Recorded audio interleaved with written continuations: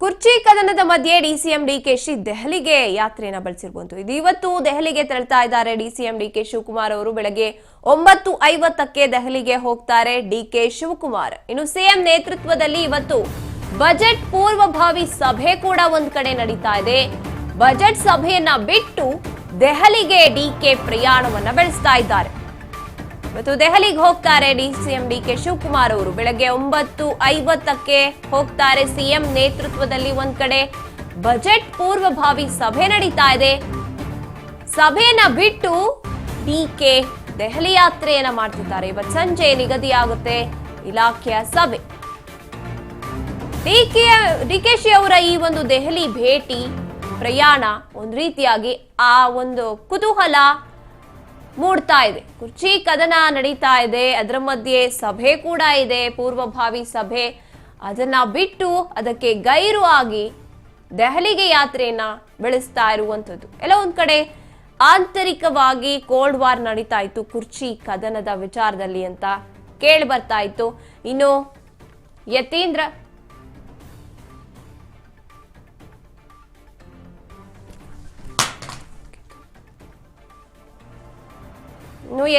ಸಿದ್ದರಾಮಯ್ಯ ಅವರು ಹೇಳಿದ್ದಂತ ಒಂದು ಹೇಳಿಕೆ ಏನಿದೆ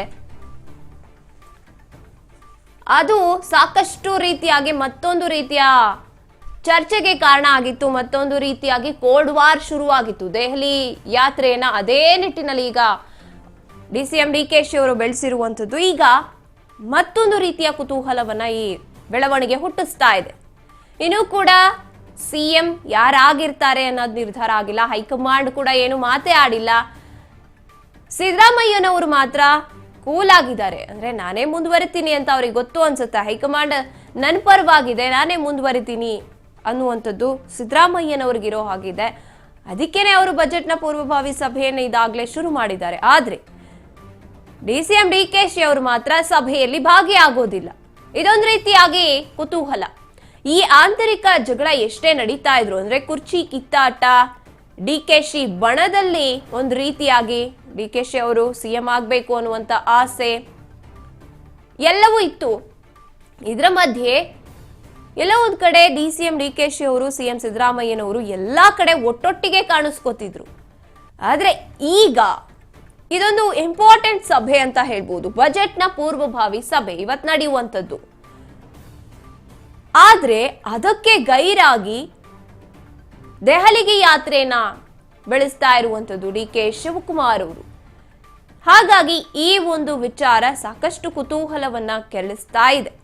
ಡಿಕೆಶಿ ಪರ ಮತ್ತೆ ಅವರ ಬಣ ಏನಿದೆ, ಡಿಕೆಶಿ ಅವರು ಸಿಎಂ ಆಗ್ಬೇಕು ಅಂತ ಆಸೆನ ಇಟ್ಕೊಂಡಿದ್ರು, ಅದ್ರ ಬಗ್ಗೆ ಮಾತಾಡ್ತಾ ಇದ್ರು ಕೂಡ. ಇದೇ ಸಂದರ್ಭದಲ್ಲಿ ಡಿಕೆಶಿ ಅವರು ದೆಹಲಿಗೆ ಹೋಗ್ತಾ ಇರುವಂತದ್ದು ಸಾಕಷ್ಟು ಬಾರಿ ಈ ವಿಚಾರ ಕೇಳ್ಬಂದಾಗ, ಅಂದ್ರೆ ಬದಲಾಗ್ತಾರ ಸಿಎಂ ಅನ್ನುವಂತ ವಿಚಾರಗಳು ಕೇಳ್ಬರ್ತಿದ್ದಾಗ ದೆಹಲಿಗೆ ಸಾಕಷ್ಟು ಬಾರಿ ಹೋಗಿ ಬಂದಿದ್ದಾರೆ ಡಿಸಿಎಂ ಡಿಕೆಶಿ ಅವರು. ಆದ್ರೂ ಕೂಡ ಯಾವುದೇ ರೀತಿಯಾದಂತಹ ಬೆಳವಣಿಗೆಗಳು ಕಾಣಲಿಲ್ಲ. ಯಾವುದೇ ನಿರ್ಧಾರಗಳನ್ನ ಹೈಕಮಾಂಡ್ ತಿಳಿಸಿದೆ ಅಂತ ಕೂಡ ಕೇಳಿ ಬರ್ಲಿಲ್ಲ. ಈಗಲೂ ಕೂಡ ಈ ಗೊಂದಲ ಇದ್ರೂ ಕೂಡ ಹೈಕಮಾಂಡ್ ಮಾತ್ರ ಸೈಲೆಂಟ್ ಆಗಿದೆ ಇದೊಂದು ವಿಚಾರದಲ್ಲಿ.